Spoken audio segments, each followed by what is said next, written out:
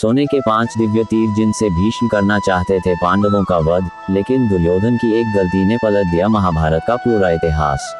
महाभारत की एक कहानी के अनुसार भीष्म पांडवों को युद्ध के 11वें दिन ही मार देते, लेकिन दुर्योधन की गलती ने पांडवों की मौत को टाल दिया और महाभारत का पूरा इतिहास बदल गया। महाभारत की यह कहानी भीष्म के 5 सोने के बाणों से जुड़ी हुई है। इन सोने के तीरों को भीष्म ने पांडवों के लिए अभिमंत्रित किया था। आइए जानते हैं महाभारत की कहानी। महाभारत में पांडवों के साथ श्री कृष्ण थे, इसलिए पांडवों की शक्ति कौरवों से कहीं ज्यादा बढ़ गई थी। कुरुक्षेत्र की रणभूमि पर श्री कृष्ण ने प्रत्यक्ष रूप से शस्त्र नहीं उठाए, लेकिन अर्जुन का सारथी बनकर श्री कृष्ण युद्ध भूमि में अर्जुन का मार्गदर्शन करते रहे। दूसरी तरफ कौरवों के साथ श्री कृष्ण की नारायणी सेना थी। भीष्म जैसे और भी कई योद्धा कौरवों को शक्तिशाली बनाने के लिए काफी थे, लेकिन अक्सर मन में यह सवाल उठता है कि जो भीष्म हजारों योद्धाओं पर अकेले भारी थे, तो पांडवों के सामने उनका बल आधा कैसे रह गया।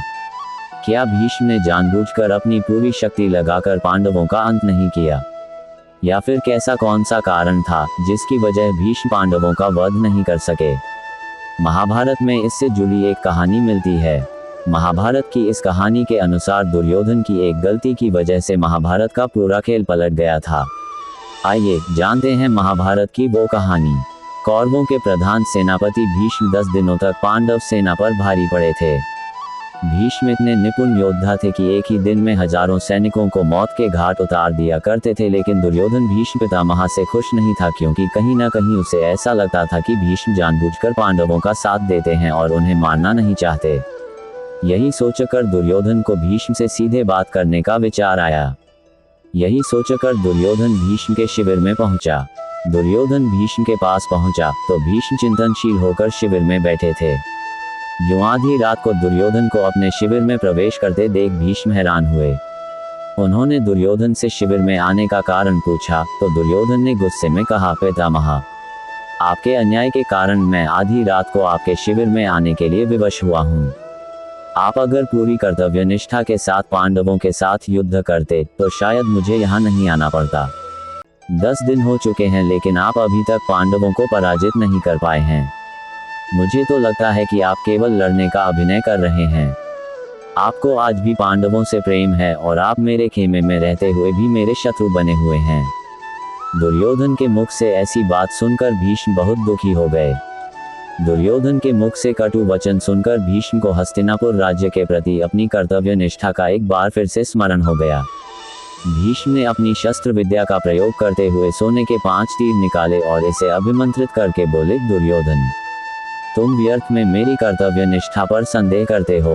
मैं कल एक ही दिन में 5 पांडवों को इन बाणों से समाप्त कर दूंगा। फिर पांडवों में मरते हुए युद्ध का परिणाम तुम्हारे पक्ष में आने लगेगा। भीष्म पितामह की बात सुनकर दुर्योधन प्रसन्न हुआ, लेकिन फिर भी उसके मन से संदेह नहीं गया। दुर्योधन भीष्म की बातों को सुनकर प्रसन्न तो हुआ, लेकिन खुद छल कपट में माहिर रहे दुर्योधन को भीष्म की बातों में भी छल कपट ही नजर आया। दुर्योधन ने भीष्म से कहा, पितामह, आपकी योजना बहुत अच्छी है, लेकिन मुझे फिर भी संदेह हो रहा है कि कहीं आप फिर से पांडवों के प्रति प्रेम और भावनाओं में आकर अपने कर्तव्य से विमुख न हो जाओ।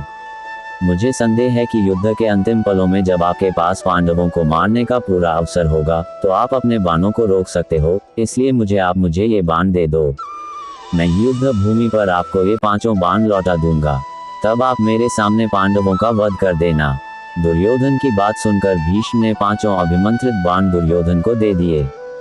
दुर्योधन अपनी जीत पर बहुत खुश था, लेकिन उसे नहीं पता था कि आगे जाकर यही भूल उस पर कितनी भारी पड़ने वाली है। भगवान श्री कृष्ण भीष्म के सोने के बाण के रहस्य को जानते थे। भीष्म के शिविर के पास पहरा दे रहे एक गुप्तचर ने भी श्री कृष्ण को आकर इस बात की सूचना दी। इस बात को सुनकर श्री कृष्ण तुरंत ही अर्जुन के शिविर में पहुंचे और उसे पूरी घटना बताई। श्री कृष्ण ने अर्जुन से कहा कि पार्थ, तुम दुर्योधन से वे 5 बाण मांग लो। श्री कृष्ण की बात सुनकर अर्जुन ने हैरानी से कहा कि दुर्योधन भला वो तीर अर्जुन को क्यों देगा। तब श्री कृष्ण ने अर्जुन को याद दिलाया कि एक बार अर्जुन ने दुर्योधन को यक्ष और गंधर्वों के हमले से बचाया था। तब दुर्योधन ने प्रसन्न होकर अर्जुन से कहा था कि वो कोई भी कीमती चीज दुर्योधन से मांग सकता है। उस दिन अर्जुन ने बात को टालते हुए दुर्योधन से कुछ नहीं मांगा था। अर्जुन को श्री कृष्ण की बात याद आ गई और वे दुर्योधन के शिविर में पहुंचा।